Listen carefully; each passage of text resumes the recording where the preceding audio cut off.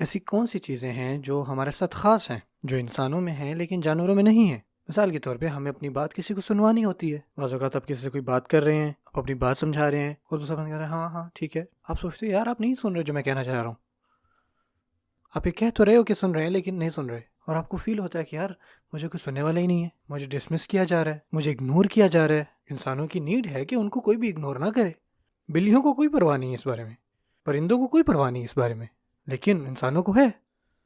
مثال کے طور پہ آپ کسی سے بات کر رہے ہیں اور ان کی نظر اپنے فون سے نہیں اٹھ رہی تو آپ اگنور محسوس کریں گے، لیکن یہ چیز کوئی کتا محسوس نہیں کرے گا۔ آپ کا یہ مسئلہ ہے نا، ہمارے اندر یہ بھی احساس ہے کہ ہمیں ایکسیپٹ کیا جائے، ٹھیک ہے نا، ہمیں قبول کیا جائے۔ ہم یہ بھی محسوس کرتے ہیں کہ ہمیں کوئی جج نہ کرے،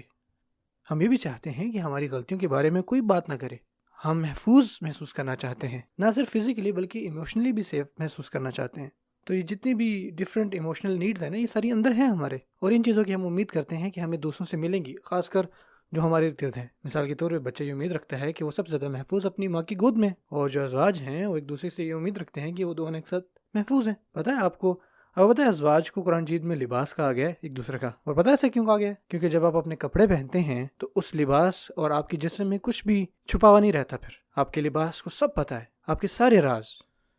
جو آپ کا لباس ہے اس کو آپ کی سب اچھی اور بری چیزوں کا پتہ ہے۔ اپنی بات سمجھ رہے؟ جو لباس ہے نا اس کو سب کچھ پتہ ہوتا ہے، اسے کچھ بھی چھپا ہوا نہیں ہوتا۔ اسی وجہ سے جو آپ کے ازواج ہیں ان کو آپ کا لباس کہا گیا، کیونکہ ان کے درمیان سب کچھ شیئرڈ ہوتا ہے، ٹھیک ہے نا، آپ ایک دوسرے کو سب کچھ بتاتے ہیں ایک دوسرے کا۔ اور بعض اوقات یہ ہوتا ہے کہ اگر آپ کچھ شیئر کریں نا اور کبھی کہیں جھگڑے میں اس بات کا دوبارہ ذکر کیا جائے نا تو آپ کو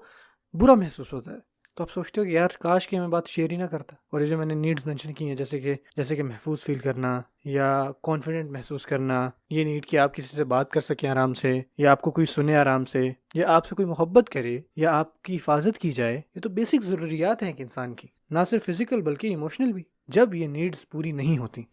جب کوئی کہتا ہے کہ یار مجھ سے کوئی محبت نہیں کر رہا، جب یہ کہتا ہے کہ یار مجھے نہیں لگتا گھر پہ میری کوئی پرواہ بھی کرتا ہے، جب یہ کہتا ہے یار میری کوئی عزت نہیں کرتا گھر پہ کوئی، جب آپ کو محسوس ہو کہ میری کوئی عزت نہیں کرتا، میرا کوئی احساس نہیں کرتا، مجھے کوئی نہیں سمجھنے والا، مجھے ہر کوئی ہر ٹائم جج کر رہا ہوتا ہے، مجھے ہر کوئی اگنور کرتا ہے، یہ آپ کے اندر فیلنگز اگر آ جائیں تو ایسے ہی جیسے جب آپ کو کھانا نہ ملے اور آپ کہتے ہو کہ یار مجھے کھانا کھانا چاہیے، جب آپ کو ریسٹ نہ ملے، جب آپ کو آرام نہ ملے تو آپ، کیونکہ آپ کا جسم تھک گیا، آپ کو نیند کی ضرورت ہے، اسی طرح یہ جو ضروریات اگر یہ پوری نہ ہوں تو انسان جو ہے نا وہ کوشش کرتے ہیں کوئی ایسی چیز ان کو ملے جو اس گیپ کو فل کر دے، جو اس خلا کو بھر دے۔ اور جب ہم اس خلا کو بھرنے لگتے ہیں، یہاں پر آتا ہے اللہ کا نور، کیونکہ اللہ تعالیٰ فرماتے ہیں آپ اس خلا کو بھر سکتے ہیں، اور اس کو بھرنے کا طریقہ یہ ہے، اور اس کو نہ بھرنے کا طریقہ یہ ہے۔ جب ابھی آپ یہ کہیں کہ مجھے نہیں لگتا کہ میرے خاندان میں کوئی میری سنتا بھی ہے، تو مجھے چاہیے کہ میں کسی سے بات کروں، تو اس کا ایک حلال طریقہ بھی ہے کسی سے بات کرنے کا، اور اس کا بہت ہی حرام طریقہ بھی ہے کسی سے بات کرنے کا۔ دونوں راہیں ہیں آپ کے پاس۔ اللہ کی روشنی آپ کے اندر آئے گی، اس سے پہلے کہ آپ ایکسیپٹ کریں گے وہ میسج یا اس کا جواب لکھیں گے یا کال کریں گے، تو اس کے جواب میں آپ کو یہ ملے گا کہ یہ صحیح طریقہ نہیں ہے، ٹھیک ہے، یہ صحیح نہیں تھا۔ اور آپ کہیں نہیں یار مجھ سے کوئی ابھی بات نہ کرے، میں کس سے بات کرنا چاہ رہا ہوں، میں یہاں سے بھاگنا چاہ رہا ہوں۔